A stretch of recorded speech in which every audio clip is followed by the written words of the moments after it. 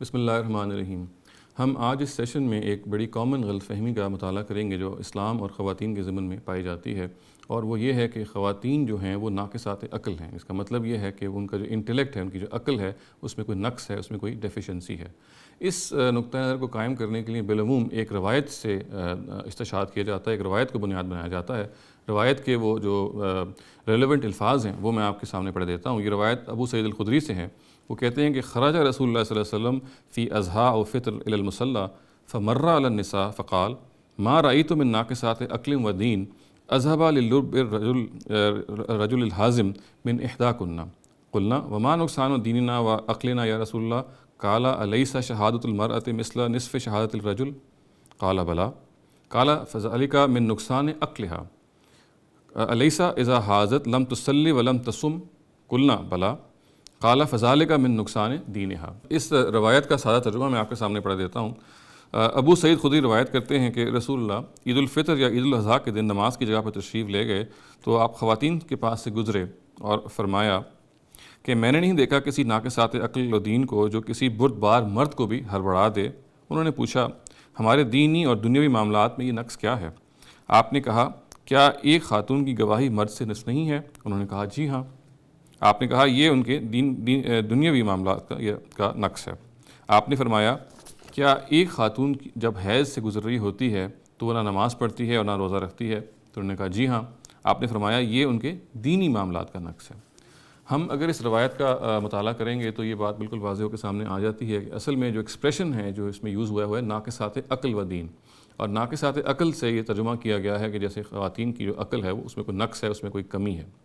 یہ بات بہت ضروری ہے عربی زبان کے طالب علموں کو جاننے کے لیے کہ ایک لفظ بعض دفعہ ایک زبان میں ایک مطلب رکھتا ہے، اور جب وہ ٹریول کر کے کسی دوسری زبان میں آتا ہے اور ایک کاگنیٹ بن جاتا ہے تو اس کا مطلب بالکل تبدیل ہو جاتا ہے۔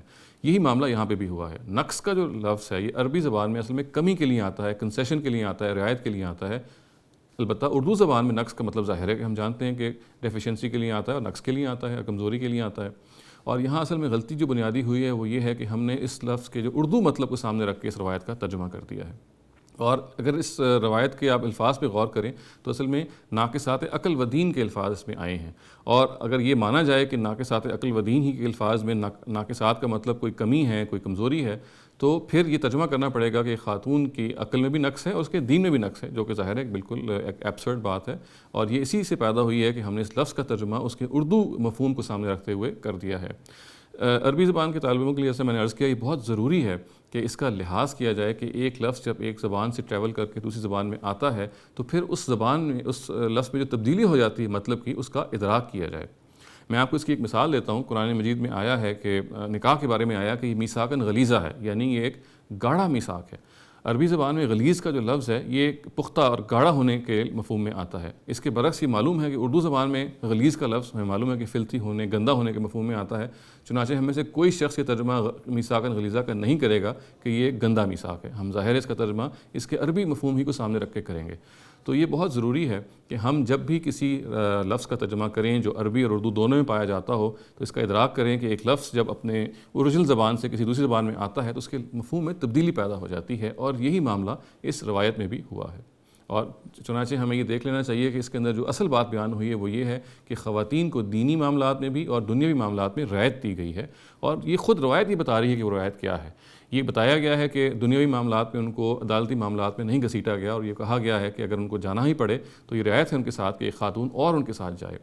اور دینی معاملات میں ان کو رعایت دی گئی ہے وہ یہ ہے کہ ان کو جب وہ حیض سے گزر رہی ہوتی ہیں تو نہ ان پر اس کی پابندی ہے کہ وہ روزہ رکھیں اور نہ ہی اس کی پابندی ہے کہ وہ نماز پڑھیں۔ تو یہ رعایت ہی کا بیان چلا آ رہا ہے، یہ کوئی نقص کا بیان نہیں ہے جو اس روایت میں ہوا ہے۔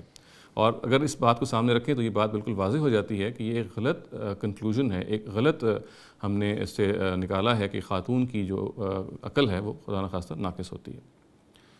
اقول قولی ھذا واستغفر اللہ لی ولسائر المسلمین والمسلمات۔